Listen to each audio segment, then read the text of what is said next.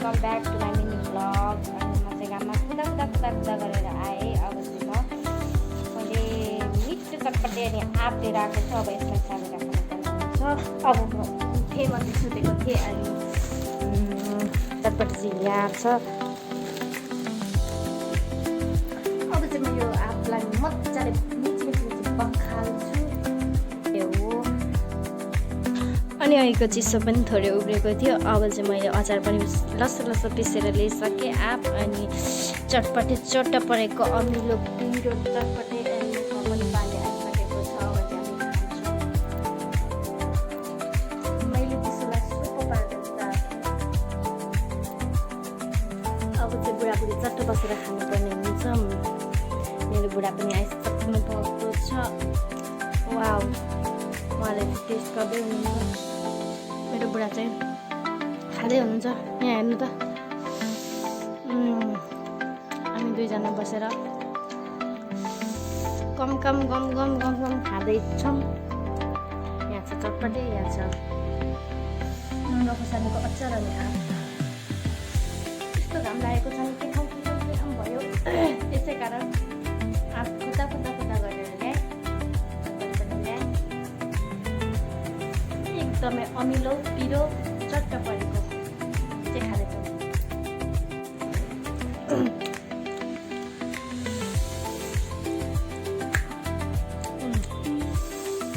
एकदम अमिलो पिरो खाँदै हुनुहुन्छ चट्ट पारेर।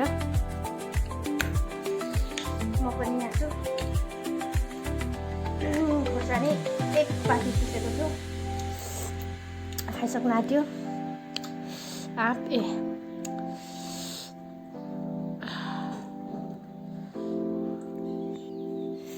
खान मन लागेपछि त केहीले पनि छुट्दैन।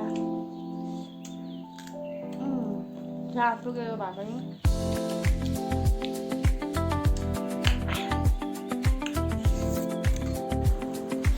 गाउँघरतिर त खोज्नु पर्दैन, आफ्नै घरमा कति हुन्छ आफ्नै बारीमा। खोज्दा माग्दा पनि 2-4वटा पाइन्छ। कस्तो दिन पनि आउँछ, मजा आउँछ। अब चाहिँ यत्रो अचारलाई फिनिस गरिसक्यो। अब यो बाँकी छ, यो चिसोलाई सट्ट पार्नु पर्ने हुन्छ।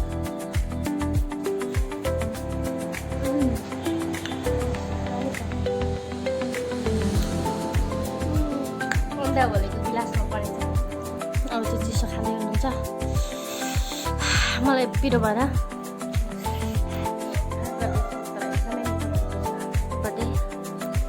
खानुपर्ने हुन्छ। चटपटे खाँदै हुनुहुन्छ। अब त्यसलाई त्यो थाललाई साइड लगाइयो।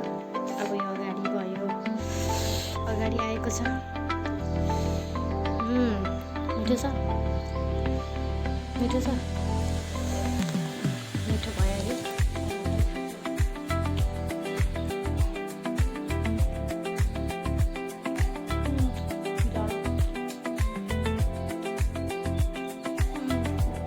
खाएर त कस्तो हुँदो रहेछ।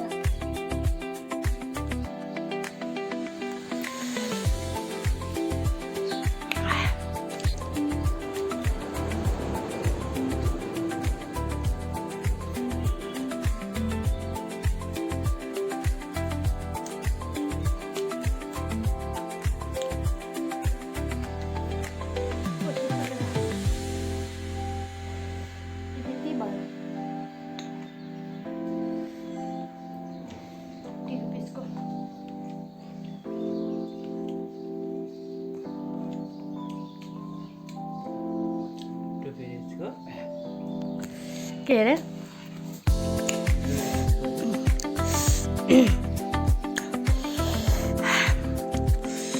30 रुपिसको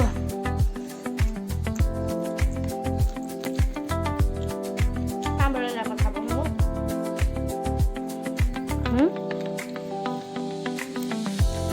थाहा भएन?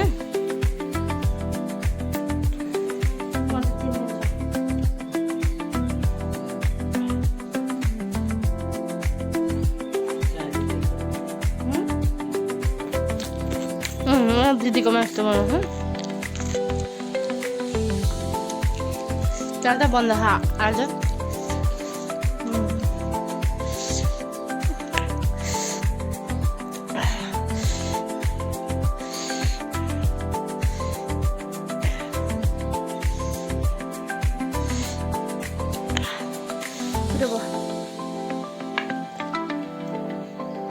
खानु न भयो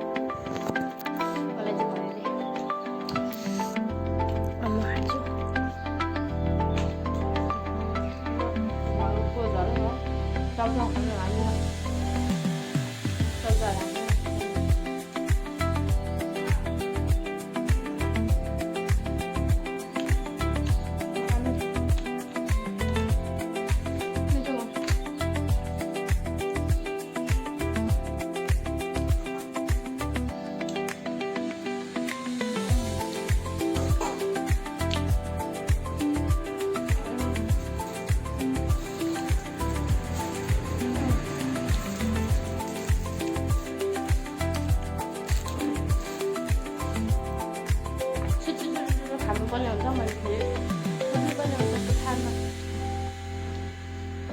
खानु गाह्रो छ अब चाहिँ भाडा रित्दै एकदम पिरो भयो खाली भयो बोतल पनि लास्ट पिरो भयो अब म फेरि पनि जानुपर्ने हुन्छ आजको भिडियो चाहिँ यति नै thanks for watching my mini vlog कस्तो बाई बाई